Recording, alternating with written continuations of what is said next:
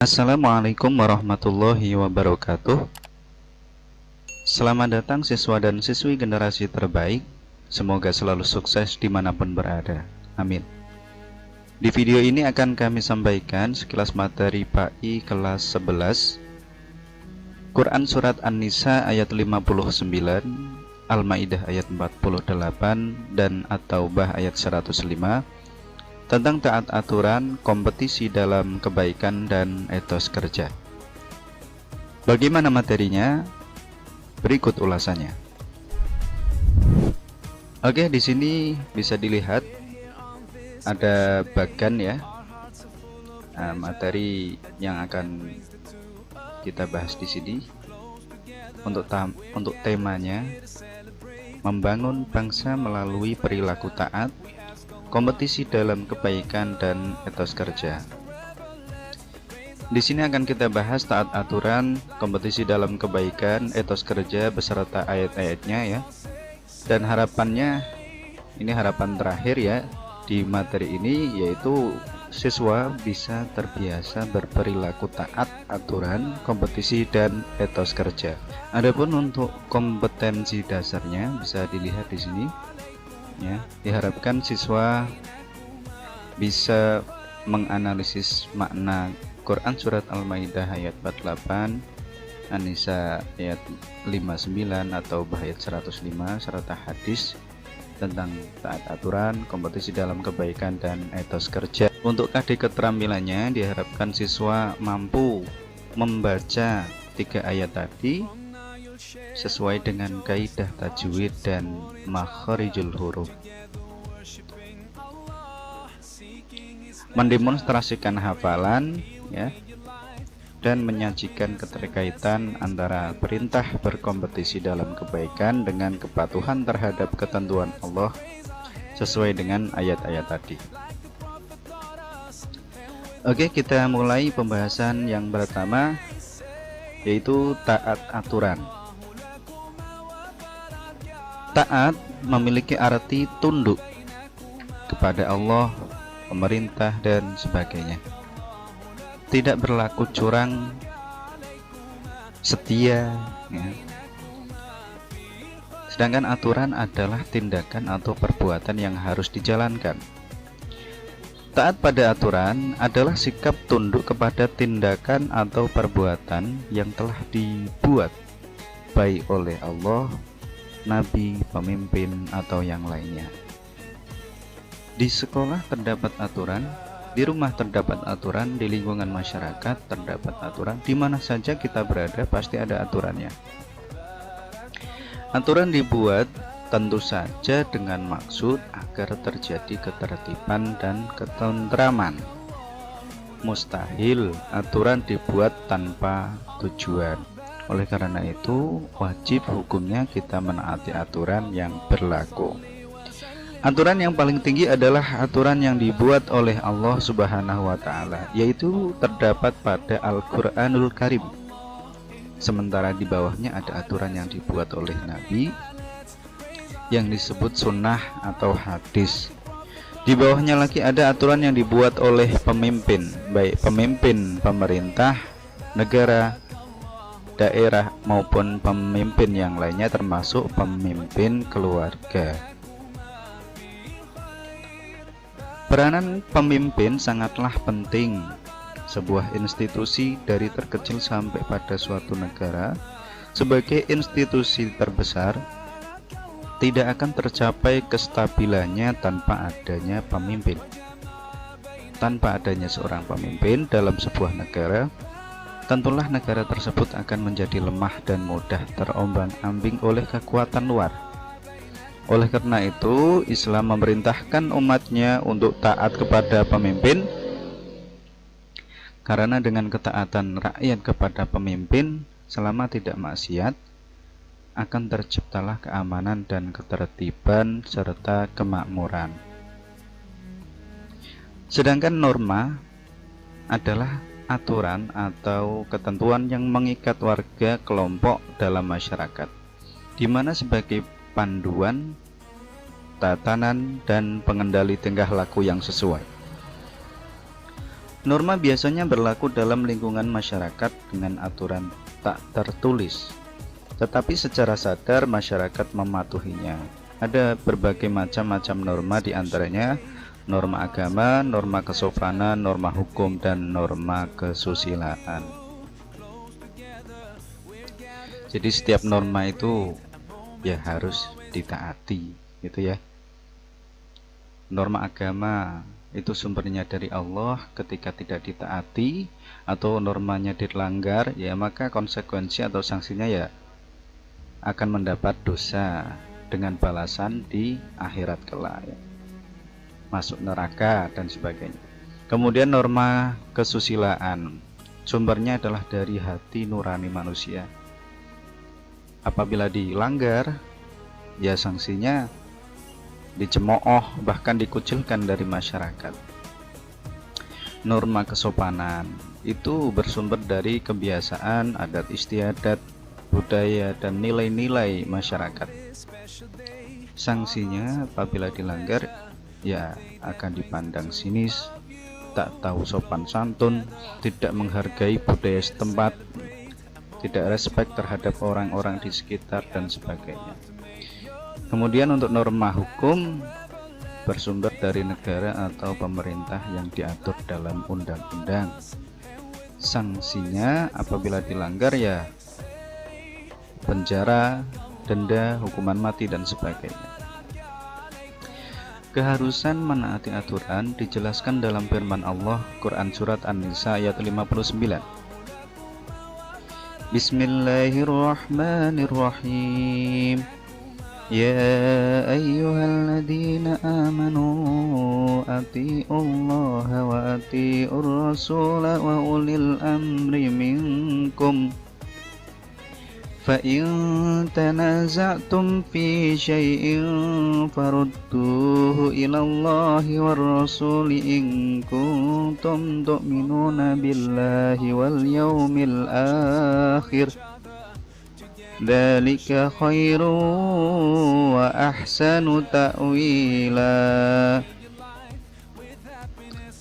Artinya, wahai orang-orang yang beriman, taatilah Allah dan taatilah Rasul Muhammad dan ulil amri atau pemegang kekuasaan di antara kamu. Kemudian jika kamu berbeda pendapat tentang sesuatu, maka kembalikanlah kepada Allah atau Al-Quran dan Rasul atau sunnahnya. Jika kamu beriman kepada Allah dan hari kemudian, yang demikian itu lebih utama bagimu dan lebih baik akibatnya. Quran Surat An-Nisa ayat 59. Ayat di atas memerintahkan kepada kita untuk menaati perintah Allah, perintah Rasulullah, dan ulil amri. Nah, tentang ulil amri ada beberapa pendapat. Pendapat yang pertama yaitu Abu Ja'far Muhammad bin Jarir at-Tabari. Beliau berpendapat arti ulil amri adalah umara ahlul ilmi wal fiqh, mereka yang memiliki ilmu dan pengetahuan akan fikih. Sebagian ulama yang lain berpendapat bahwa sahabat-sahabat Rasulullah itulah yang dimaksud dengan ulil amri. Sedangkan pendapat Al-Mawardi, ulil amri ya, ada 4 pendapat dalam mengartikan kalimat ulil amri. Yang pertama, umara, para pemimpin yang konotasinya adalah pemimpin masalah keduniaan ya, seperti pemerintah ya. Kemudian yang kedua, ulama dan fuqaha dalam urusan agama ya. Kemudian yang ketiga, sahabat-sahabat Rasulullah. Yang keempat, 2 sahabat saja, yaitu Abu Bakar dan Umar. Ini menurut Al-Mawardi. Kemudian pendapat Ahmad Mustafa Al-Maraghi, ulil amri itu adalah umara, ahli hikmah, ulama, pemimpin pasukan, dan seluruh pemimpin lainnya. Kita memang diperintah oleh Allah Subhanahu wa Ta'ala untuk taat kepada ulil amri. Namun perlu diperhatikan bahwa perintah taat kepada ulil amri tidak digandingkan dengan kata taat, sebagaimana kata taat yang digandingkan dengan Allah dan Rasulnya ya. Jadi Di dalam ayatnya di situ disebutkan atiullaha. Nah, sebelum kata Allah ada atiu. Kemudian wa atiur rasula. Sebelum kata rasul juga ada atiu atau taatilah. Nah, tetapi untuk ulil amri di sini tidak ada atiu ulil amri. Yang ada langsung wa ulil amri. Quraisy Shihab Mufasir Indonesia memberi ulasan yang menarik. Tidak disebutkannya kata atiu atau taatilah pada ulil amri untuk memberi isyarat bahwa ketaatan kepada mereka tidak berdiri sendiri, tetapi berkaitan atau bersyarat dengan ketaatan kepada Allah dan Rasul-Nya. Artinya, apabila perintah itu bertentangan dengan nilai-nilai ajaran Allah dan Rasul-Nya, tidak dibenarkan untuk taat kepada ulil amri. Lebih lanjut, Rasulullah menegaskan dalam hadis berikut dari Abi Abdurrahman dari Ali, sesungguhnya Rasulullah Shallallahu Alaihi Wasallam bersabda, tidak boleh taat terhadap perintah bermaksiat kepada Allah. Sesungguhnya ketaatan itu hanya dalam hal yang ma'ruf. Hadis riwayat Muslim. Umat Islam wajib menaati perintah Allah dan Rasul-Nya dan diperintahkan pula untuk mengikuti atau menaati pemimpinnya. Tentu saja apabila pemimpinnya memerintahkan kepada hal-hal yang baik. Apabila pemimpin tersebut mengajak kepada kemungkaran, wajib hukumnya untuk menolak. Selanjutnya, di sini ada beberapa perilaku mulia ketaatan ya yang perlu dilestarikan ya. Bisa dilihat di sini ada 1 sampai 5 ya. Kemudian untuk pembahasan yang kedua yaitu kompetisi dalam kebaikan. Kompetisi dalam kebaikan adalah melakukan persaingan atau berlomba untuk melakukan kebaikan atau amal soleh. Secara terminologis, amal soleh adalah segala perbuatan yang tidak merusak atau menghilangkan kerusakan. Amal soleh juga perbuatan yang mendatangkan maslahat atau sesuatu yang mendatangkan kebaikan bagi diri sendiri dan orang lain. Hidup adalah kompetisi, bukan hanya untuk menjadi yang terbaik, tetapi juga kompetisi untuk meraih cita-cita yang diinginkan.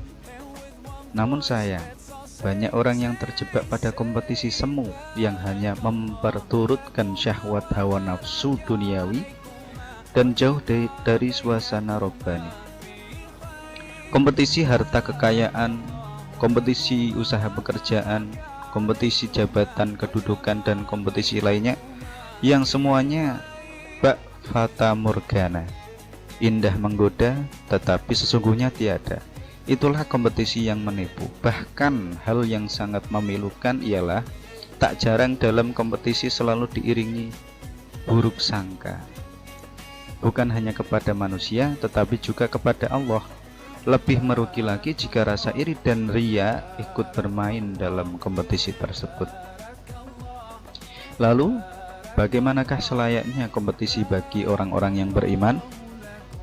Allah telah memberikan pengarahan, bahkan menekankan kepada orang-orang beriman untuk berkompetisi dalam kebaikan sebagaimana firman-Nya Quran Surat Al-Ma'idah ayat 48.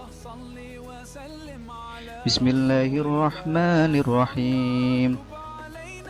Wa anzalna ilaikal kitaba bil haqqi musaddiqan lima baina yadayhi minal kitab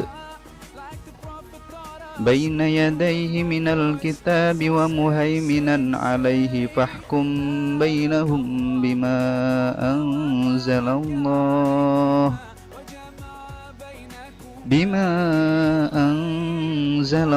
wa la tattabi' ahwa'ahum amma ja'aka minal haqq likullin ja'alna minkum syir'atan wa minhaja Walau syaa Allah laja'alakum ummatan wahidatan walakin liyabluwakum fima atakum fastabiqul khairat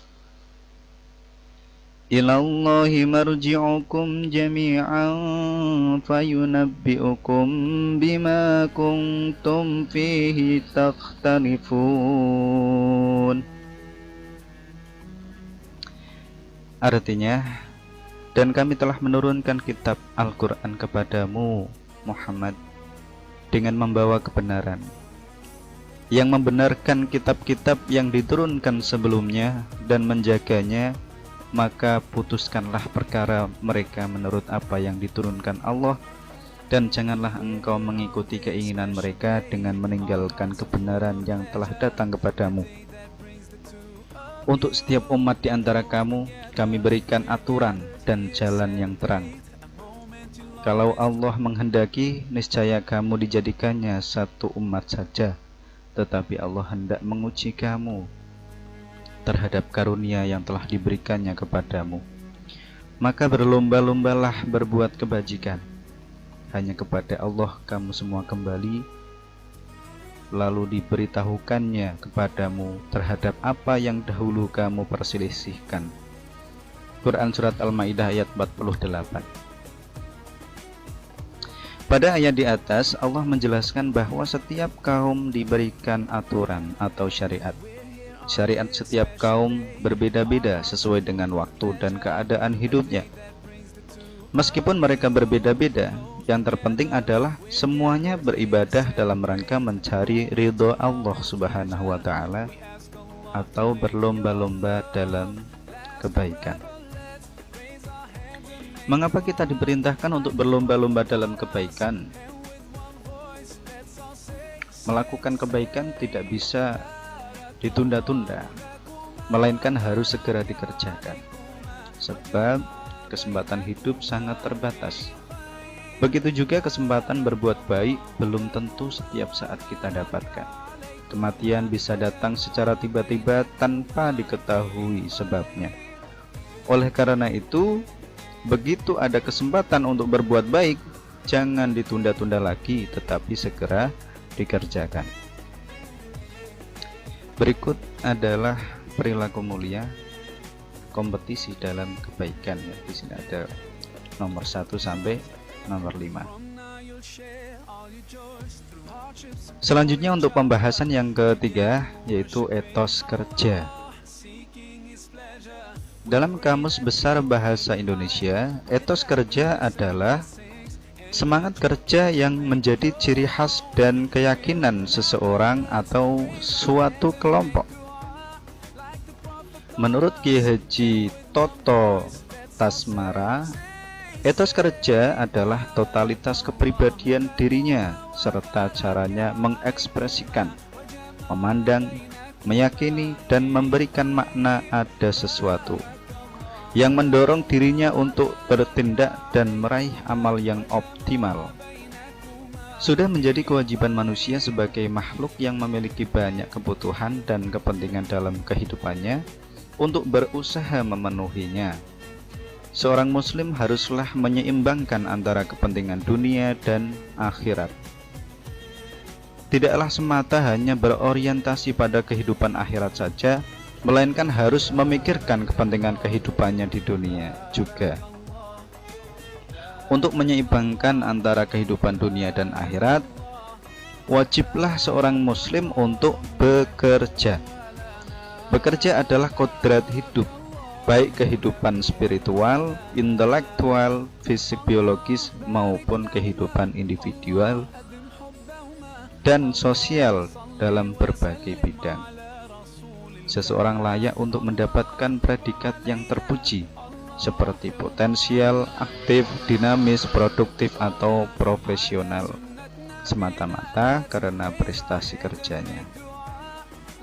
Karena itu, agar manusia benar-benar hidup dalam kehidupan ini, ia memerlukan spirit.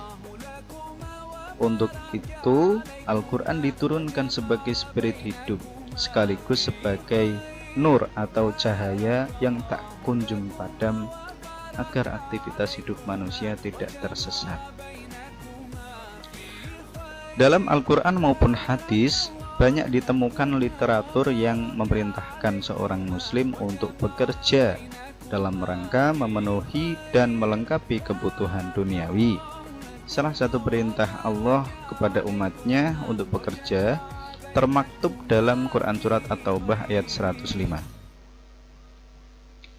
A'udzu billahi minasy syaithanir rajim. Wa qul i'malu fasayarallahu 'amalakum wa rasuluhu wal mu'minun. وَسَتُرَدُّونَ إِلَى عَالِمِ الْغَيْبِ وَالشَّهَادَةِ فَيُنَبِّئُكُم بِمَا كُنتُمْ تَعْمَلُونَ. Artinya, dan katakanlah, bekerjalah kamu, maka Allah akan melihat pekerjaanmu. Begitu juga Rasul-Nya dan orang-orang mukmin. Dan kamu akan dikembalikan kepada Allah yang maha mengetahui yang gaib dan yang nyata. Lalu diberitakannya kepada kamu apa yang telah kamu kerjakan. Quran surat At-Taubah ayat 105.